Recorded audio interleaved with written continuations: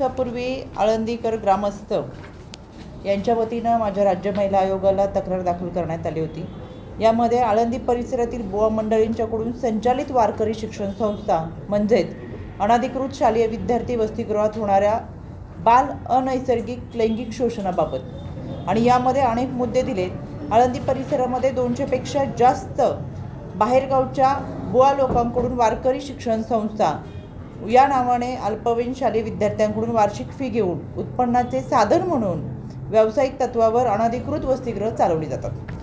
हे वारकरी विद्यार्थी वसतिगृह चालवताना शासनाचे निर्धारित केलेले निकष न पाळून बालकांचे अनेक प्रकारे शोषण करत असतात। यामध्ये अनेक संस्थांमध्ये भोजन व्यवस्था नाही, नियमानुसार स्वतंत्र व स्वच्छ किचन नाही, नियमानुसार स्वच्छ पिण्याचे पाणी नाही, नियमानुसार आवश्यक प्रति विद्यार्थी निवासी जागेची व्यवस्था नाही, विद्यार्थ्यांच्या संख्येनुसार शौचालय व बाथरूम व्यवस्था नाही, नियमानुसार स्वच्छता सुरक्षितता नाही, कॉमन हॉल नाही। त्याचबरोबर अल्पवयीन मुलांचा अनेक मार्गाने आर्थिक दुरुपयोग केला जातो। यामध्ये मिरवणुकीसाठी पैसे देऊन भाडे तत्वावर सुपारी घेऊन छोटी छोटी मुलंही दिली जातात। पैसे घेऊन मुलांना कीर्तनात तासनतास टाळ घेऊन उभे करण्यात येते। पैसे घेऊन गावोगावी मिरवणुकीसाठी अल्पवयीन मुलांना पाठवले जाते। भोजनाचा खर्च वाचावा म्हणून आळंदीत वेगवेगळ्या सप्ताहाच्या पंक्तीत, लग्नाच्या पंक्तीत त्या लहान मुलांना वारकरी वेश करून भोजनाकरता अपमान सहन करून उभे केले जाते। या सगळ्यात वाईट गोष्ट म्हणजे लैंगिक शोषण करून त्यांना वाईट सवयी लावल्या जातात। धार्मिक संस्कारचा सोडाच ते अत्यंत नीच अनैसर्गिक कर्म या विद्यार्थ्यांबरोबर केले जाते। हा अनाचार आळंदीत शिष्टाचार आहे। यातील काही बाल लैंगिक शोषणाच्या केसेस या बुवा लोकांचे नाव खराब होऊ नये म्हणून स्थानिक एजंटच्या माध्यमातून आपसात मिटवले जातात, परंतु पालक अब्रूदार असल्यास गुन्हे दाखल होतात। काही केसेसमध्ये काही बुवांना कोर्टाकडून शिक्षाही ठोठावण्यात आले आहेत, ते जेलमध्ये आहे। या अल्पवयीन मुलांच्या वसतिगृहासाठी आवश्यक असलेली समाज कल्याण खात्यांच्या महिला व बाल विकास खात्याची परवानगी घेतलेली नाही। त्याचबरोबर गरजू व गरीब धार्मिक पालक आपल्या पाल्याच्या वारकरी सांप्रदायिक परमार्शिक संस्कार व्हावेत म्हणून पैसे भरून हे अनधिकृत वारकरी शिक्षण संस्थांमध्ये ठेवतात। येथे मात्र संस्था चालकांकडून अनेक प्रकारच्या शोषणाबरोबरच अनैसर्गिक गलिच्छ लैंगिक शोषण या अल्पवयीन मुलांच्या बाबत घडलं जातं। या आणि अशा अनेक तक्रारी या आळंदीकर ग्रामस्थांच्या वतीनं करण्यात आलेल्या आहेत। यामध्ये आत्ताच 8 जानेवारीला घडलेली घटना आळंदीतील संस्थांवर वचक कोण ठेवणार म्हणून होत्या।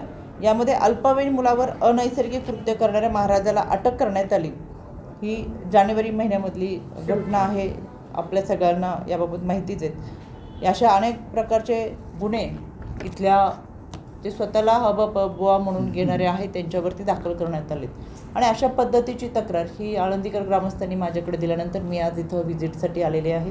माझ्या राज्य महिला आयोगाच्या वतीने मी तातडीने कारवाई करण्याच्या सूचना या विभागाला दिलेत। माझ्या समवेत पोलीस उपायुक्त शिवाजी पवार असतील, उपविभागीय अधिकारी आणि धोंडे, माझ्या सदस्य सचिव नंदिनी आवडे आहेत, त्याचबरोबर महिला बालहक्क संरक्षण आयोगाच्या जयश्री काळेपालवे, डी भोसले पाटील आहेत, सौरभ गव्हाणे आहेत, देवरे आहेत आणि या सगळ्यांबरोबरच आज या ठिकाणी यांच्या उपस्थितीमध्ये ग्रामस्थांचं म्हणणं ऐकून घेत त्यांना सूचना देण्यात आलेल्या आहेत। यामध्ये राज्य महिला आयोगाच्या वतीनं कारवाई करत असताना 48 तास म्हणजे 2 दिवसाची मुदत संबंधित विभागाला दिलेली आहे। यामध्ये CO असतील, नगर परिषद असतील, त्याचबरोबर पोलीस यांच्या माध्यमातून ज्या संस्थांची धर्मादाय आयुक्त यांच्या माध्यमातून व महिला व बालविकास विभागाकडून नोंदणी झालेली नाही पण बाहेर गावलेल्या काही संस्था या ठिकाणी अशा पद्धतीचे कृत्य करत असतील, 2 दिवसामध्ये त्यांच्यावरती तातडीने कारवाई केली जाईल। तसेच ज्या संस्थांना धर्मादाय आयुक्तांची परवानगी आहे पण ही कोणतीच नियमावली ते पाळत नाहीत त्यांच्यावर देखील कारवाई केली जाईल। खरं तर या सगळ्यांना एक नियमावली ठरवून दिलेली आहे। यामध्ये आळंदी इथे एकूण शिक्षण संस्था आहेत 175, त्याच्यामध्ये आळंदीच्या आहेत 115 आणि दिघीच्या आहेत 60। यामध्ये वारकरी शिक्षण संस्थांमध्ये वारकरी शिक्षण घेणारे एकूण विद्यार्थी संख्या आहे 5000। याच्यामध्ये फक्त मुले असणारी वारकरी संस्था आहे 158, फक्त मुली असणाऱ्या वारकरी संस्था आहेत 4 आणि मुलं आणि मुली एकत्र असणाऱ्या संस्था आहेत 13।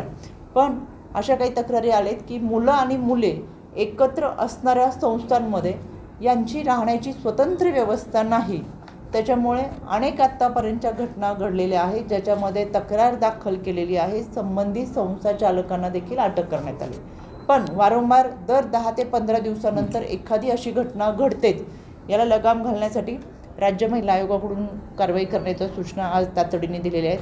48 तासामध्ये या संस्थांवरती कारवाई करावी आणि त्याचा अहवाल राज्य महिला आयोगाला सादर कराव्या अशा पद्धतीच्या सूचना संबंधित विभागाला दिलेल्या आहेत. दुसरा प्रश्न सरांना